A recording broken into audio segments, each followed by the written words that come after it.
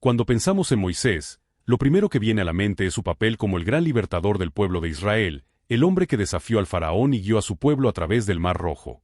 Moisés es, sin duda, una figura monumental en la historia bíblica, y su vida está llena de momentos milagrosos. Sin embargo, en medio de su épica historia, hay un pasaje que a menudo se pasa por alto y que deja a muchos lectores perplejos, un momento en el que, en lugar de ser el protector divino de Moisés, Dios está a punto de acabar con su vida.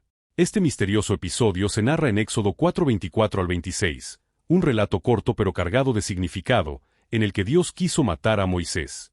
Este suceso es desconcertante porque ocurre justo después de que Dios ha comisionado a Moisés para la tarea más importante de su vida, liberar al pueblo de Israel de la esclavitud en Egipto. Aparentemente, todo está preparado para que Moisés sea el instrumento de Dios en el cumplimiento de su promesa, pero entonces ocurre lo inesperado. Dios se le aparece en una posada durante su viaje de regreso a Egipto y amenaza con acabar con su vida. ¿Por qué? ¿Qué ha hecho Moisés para merecer una respuesta tan extrema de parte de Dios? Para entender lo que está en juego aquí, necesitamos desentrañar los detalles de la historia. Para comprender mejor este episodio, debemos retroceder y revisar los antecedentes de Moisés. Su vida es una serie de eventos milagrosos desde el principio. Nacido en una época en que los israelitas sufrían bajo la opresión del faraón en Egipto, Moisés fue salvado de la muerte cuando su madre lo escondió en una canasta en el río Nilo.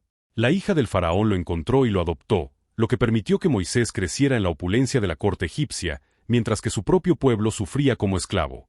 A pesar de haber sido criado como un príncipe de Egipto, Moisés nunca perdió su conexión con su herencia israelita. Un día, viendo cómo un egipcio maltrataba a un esclavo hebreo, Moisés intervino y mató al opresor. Este acto de violencia lo obligó a huir al desierto de Madián, donde comenzaría una nueva etapa de su vida lejos del esplendor de Egipto. Después de huir al desierto, Moisés llegó a la región de Madián. Fue aquí donde tuvo un encuentro que cambiaría su vida. Conoció a Séfora, la mujer que más tarde se convertiría en su esposa. El primer encuentro entre Moisés y Séfora fue bastante particular. Al llegar a un pozo para descansar, Moisés se encontró con las hijas de Jetro, un sacerdote de Madián, que estaban siendo hostigadas por unos pastores que intentaban impedirles sacar agua para su rebaño. Moisés, como era característico en él, intervino y defendió a las mujeres, ayudándolas a sacar agua para sus animales. Las hijas de Jetro regresaron a su hogar y contaron lo sucedido a su padre. Impresionado por el relato de sus hijas, Jetro invitó a Moisés a quedarse en su casa. Así comenzó una nueva etapa en la vida de Moisés, quien había pasado de ser un fugitivo a ser un huésped bien recibido en la casa de un sacerdote respetado. Con el tiempo, Moisés se ganó el favor de Jetro y formó una relación cercana con su familia. Eventualmente, Moisés se casó con Séfora, una de las hijas de Jetro, consolidando su vínculo con la comunidad de Madián. Este matrimonio fue fundamental en la vida de Moisés, ya que le proporcionó estabilidad y un nuevo sentido de pertenencia después de haber dejado atrás su vida en Egipto. Moisés y Séfora formaron una familia, y poco después del matrimonio, tuvieron a su primer hijo, al que llamaron Gersón, cuyo nombre significa extranjero o forastero. El nombre reflejaba el sentimiento de Moisés de ser un extraño en tierra extranjera, ya que había huido de su tierra natal y ahora vivía en un lugar que, aunque pacífico, no era su verdadero hogar. Gersón, como primogénito de Moisés y Séfora, jugaría un papel clave en el episodio en el que Dios casi acaba con la vida de Moisés. Durante muchos años, Moisés vivió una vida tranquila como pastor en Madián. Parecía que sus días como príncipe de Egipto y su deseo de liberar a su pueblo habían quedado atrás. Sin embargo, Dios tenía otros planes para él, y no iba a permitir que Moisés permaneciera en el anonimato por mucho tiempo. Después de años viviendo en el desierto, Moisés experimentó uno de los encuentros más asombrosos que se narran en la Biblia, el llamado de Dios desde la zarza ardiente. En Éxodo 3, Dios se le aparece a Moisés en medio de una zarza que ardía sin consumirse, y lo llama a regresar a Egipto para liberar a los israelitas de la esclavitud. Moisés, sin embargo, no aceptó la misión inmediatamente. Se mostró renuente, argumentando que no era lo suficientemente elocuente para hablar ante el faraón y liderar a todo un pueblo. A pesar de sus reticencias, Dios lo animó, asegurándole que él estaría con él y que su hermano Aarón lo acompañaría para ayudarlo a hablar. Con esta promesa, Moisés finalmente aceptó su misión y se dispuso a regresar a Egipto con su esposa Séfora y sus hijos. Pero, justo cuando todo parecía estar encaminado, ocurre un giro inesperado en la narrativa. En lugar de relatar su llegada a Egipto, la Biblia nos cuenta que en una posada durante el camino, Dios quiso matarlo. Para entender por qué Dios quiso matar a Moisés, Es esencial comprender el contexto y la importancia del pacto de la circuncisión. Este pacto se remonta a la época de Abraham, cuando Dios estableció un acuerdo con él y su descendencia. En Génesis 17, 10-14, Dios ordenó que todos los varones descendientes de Abraham fueran circuncidados como una señal del pacto eterno entre Dios y su pueblo. La circuncisión no era simplemente un ritual físico, sino una señal externa que representaba un compromiso interno con Dios y su pacto. Era un símbolo de obediencia y consagración.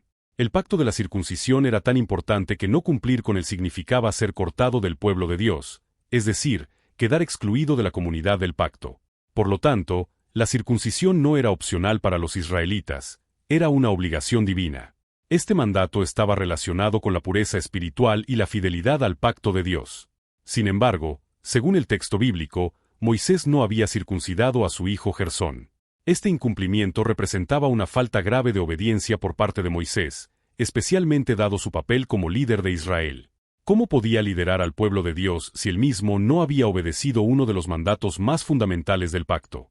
El hecho de que Dios quisiera acabar con la vida de Moisés puede parecer extremo a primera vista, pero, cuando consideramos la importancia del pacto de la circuncisión en la relación entre Dios y su pueblo, esta acción se vuelve más comprensible.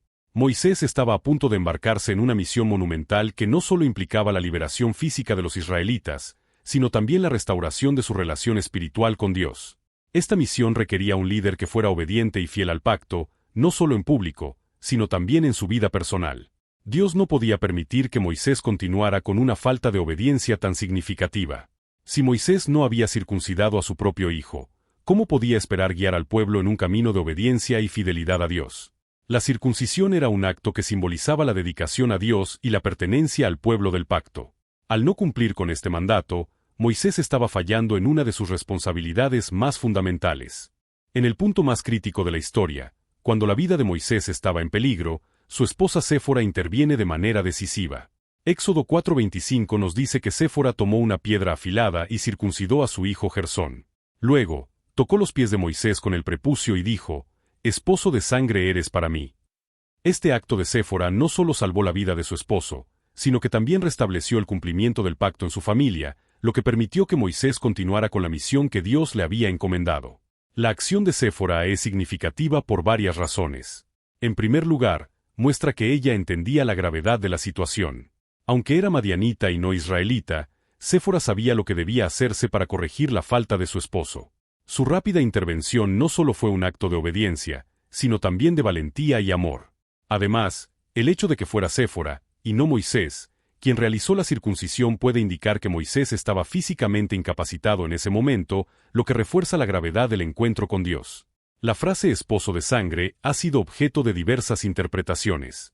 Algunos estudiosos creen que refleja el papel de la sangre en la circuncisión como símbolo del pacto, mientras que otros sugieren que Séfora estaba expresando su asombro o incomodidad por el acto que acababa de realizar. En cualquier caso, su acción fue clave para la continuación de la misión de Moisés. Este impactante relato nos ofrece una lección profunda sobre la obediencia total a Dios. Moisés, aunque había sido llamado para una misión especial, no estaba exento de cumplir con las leyes y los mandamientos divinos. Su falta de obediencia en la circuncisión de su hijo casi le costó la vida, pero la rápida acción de Séfora lo salvó de las consecuencias de su desobediencia.